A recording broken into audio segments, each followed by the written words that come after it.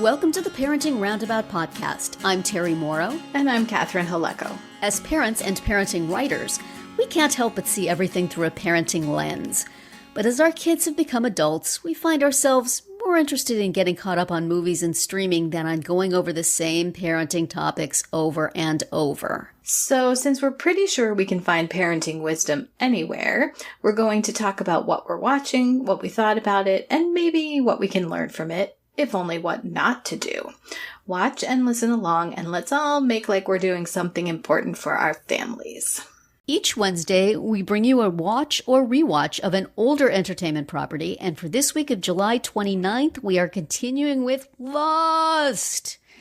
This week, we are talking about Season 1, Episode 4, Walkabout, an episode in which we get to thinking maybe there's something about this island we don't know. Yeah. Their destiny. A couple somethings. Yeah. Yeah. Ooh. So knowing actually from the first episode, it was such a kick to see Terry O'Quinn acting Locke, thinking, WTF. Right. And yet nobody knows at that point why he's that way.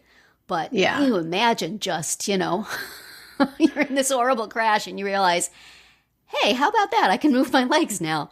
Right. So all this time. Yeah, that was quite the reveal. Yeah. All this time he's just been like, okay, I know something y'all don't know.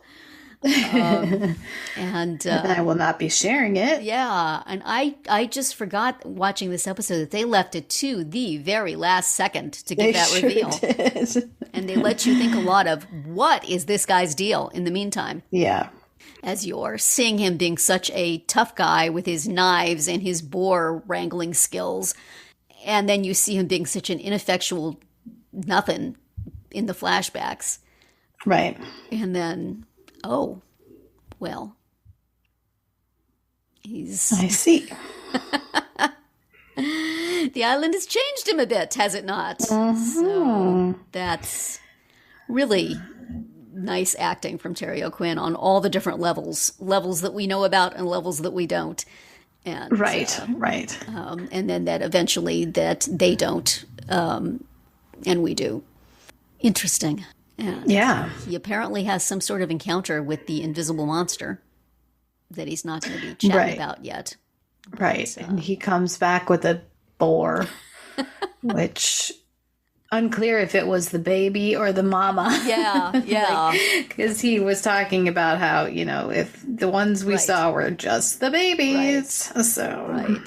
So, but whatever, he brought home the bacon, quite literally. Yes, he sure did.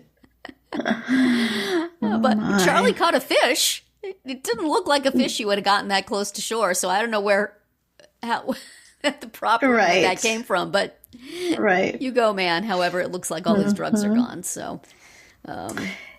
Yeah, that's going to be a problem. Yes. And on the parenting point of view, my heart went out to Jack. Wasn't he just like a mom? Because you were doing a million things to keep everybody alive and safe. And people are going, hey, maybe you want to give a little speech. Hey, maybe you want to go talk to her. Hey, maybe you want to do this. You want to do that. It's like at some point, just everybody take a nap. Need a moment. Exactly. Mom needs a minute. You guys you're all adults. You can do things yourselves. Do I have to do everything? Exactly. Just because I step forward and say, hey, I'll do it? Right. This is the problem. I'm sure he was enjoying his sitting with Rose just because all he had to do was sit. I was thinking he's been gone a really long time. How are they all surviving there without him? How has nobody come by and said, Jack, we need this. We have a list of 50 crises for you to handle. Could you stroll on back? Waiting for Claire to go into labor. Yeah. Oh, and that little speech at the end, memorializing the dead, made you think, what do I have in my belongings that anybody could use to put together a better eulogy for me than she wore corrective lenses? Corrective lenses. Right. She was from Teaneck, New Jersey. Everybody tuck a little something personal in next to your driver's license just in case. A little speech you'd like somebody to give for you. Well, and Rose thinks her husband is still alive, that there's another part of the plane somewhere. Yeah. And ABC executive is going, oh, really? Another part of the plane somewhere, you say. Did they put that line in the script? Just in case you got a hit here, you guys, and we need to extend it for a while. just going to plant this here. Probably means nothing. Right. Oh, boy. I winced when I heard that. I mean, she did kind of have a point. Like, well, they think we're all dead, right, so... Right. Lots who's of to say there's not island. Some other little island somewhere with the other half. That's right. And they are holding a bonfire for us. And, well, not so much a bonfire as the pier. What is it? What do you call that? Pyre? Yeah. Burning bodies fire. Right. Roast some boar over that. Oh, no. And when you're stuck on an island, your babysitting choices are limited. You have to go with the lady who only speaks Korean. Who does not speak? I mean, buddy, there's many other people there. I guess he feels like he has some kind of connection with her because he saw her naked. Like, what?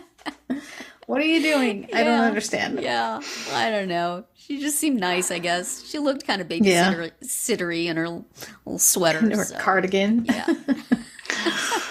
Yes, I thought that was funny. Yeah. Like, of all these people, well, it's, what is the thing you say? The law of economy of characters? Exactly. Yes, you can't pick somebody. We can't take one of those extras because then we'd have to pay him extra. It has to be one of the core cast. Pick somebody from this limited.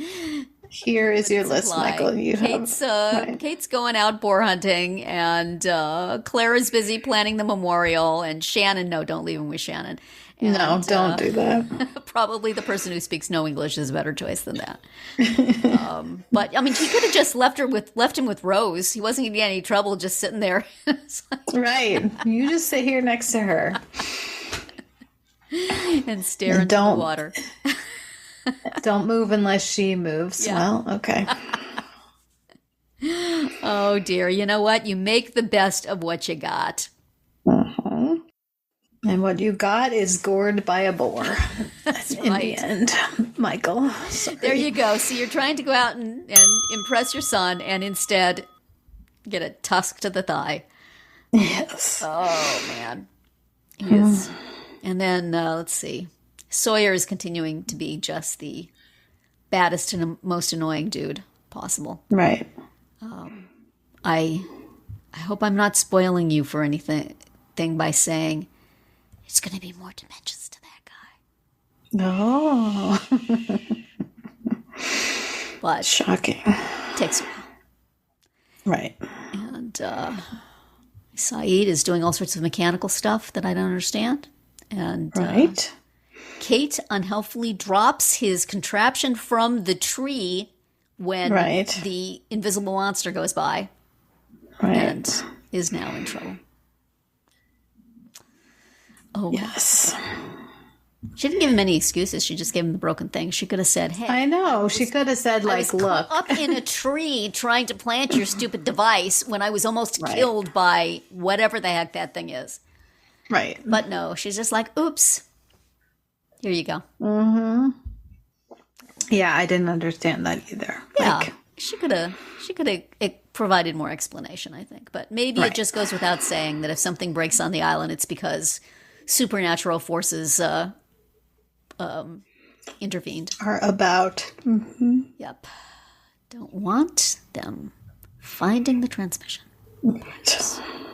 Do you remember the first time through if you were surprised by the reveal? Yeah, because I was. Yeah. I mean, I never figure that kind of stuff out. No, but they were really, really good. about you just think he is just this ineffectual, poor little gray person who is never going to make anything of his life and gets this idea that he's going to do this ridiculous thing. Right. And then, that last minute reveal is like, what? So much stuff, now falls into place. Yeah. So just really well done. I mean, the first thing where you see him in the flashback and he's talking like he's in the military, and then it turns out it's some game he's playing. It's a game. Yeah. And he thinks he's going to go on a walkabout, which is conveniently why he had the knives. So, yeah, really cool. Really well done. Yeah. And sort of the start of the real story of the island, which is, well, I guess we already had the invisible monster, but, stuff ain't right. Right. Sure isn't. Not just a beach. Right. And all sorts of stuff is going to go down. It's funny seeing how we've discussed how many characters there are. How they try so hard to service everybody. I mean, Boone just walked across the screen 3 or 4 times, getting something for somebody. It's right. We have nothing to do with you this week, son. So we're just, every now and then you're going to fetch something, okay? And yell at Shannon. Who usually deserves being yelled at. Yes, she has nothing to do really but to stand around and yell. And maybe that's why Son wound up being the babysitter, because it's like, oh no, we have nothing for her. Okay, what can she do? Right. All right, well, she can watch here we go. Yep, it's hard, right. There's a lot of people, a lot of action, but still a lot of people. I think they could have sent an extra person into the jungle. There was supposed to be 3 people to distract, and then Locke. I know. I thought that was not enough people. They could have scraped up another actor who wants an action scene. Come on. I didn't get that. They're like, I don't want to be the one that gets killed early on. Right. Contract. So, interesting. So what is the title for the next episode? Let's see. The next episode is White Rabbit. I think that may be a Charlie episode. Or it might be Jack. Could be Jack. Yeah, Jack is also, we should mention, seeing a guy in a black suit in the jungle. Yes. And with very clean white shoes. Yes. So he hasn't been around. And of course he runs into the jungle and nobody's there. So right. Is he losing it? Oh my gosh. What happens if Jack's losing it? Mom can't lose it. That's right. Mom's got to hold it together. Let's see. Yes. The next one is a Jack flashback episode, and about darn time. What is that guy's deal? Is he always this organized? Is he always the one in charge? Mr. Capable. And who is that guy he's seeing in the jungle? Is it just a random dude? Or is it somebody he's saying, what the heck is that person doing here? I'm going to guess the latter. Kind of looks that way, doesn't it? Not just, is that another survivor? But what? So, yeah. We will find out more about that dude. Both the real one and the one that appears out of nowhere. Next week. Okay. Good. And we'll see you back here tomorrow for our weekly Roundabout Roundup. Thank you for listening. You can find all our episodes on Spreaker, Apple Podcasts, Amazon Music, or wherever you get your podcasts. You can find recaps, links, and an opportunity to comment on our website at parentingroundabout.com. You can also talk to us on our Facebook page, on Instagram, or on Twitter, where you'll find us at Roundabout Chat. And please visit our Amazon shop at amazon.com/shop/mamatude, where you can find links to a lot of the things we've talked about over the years.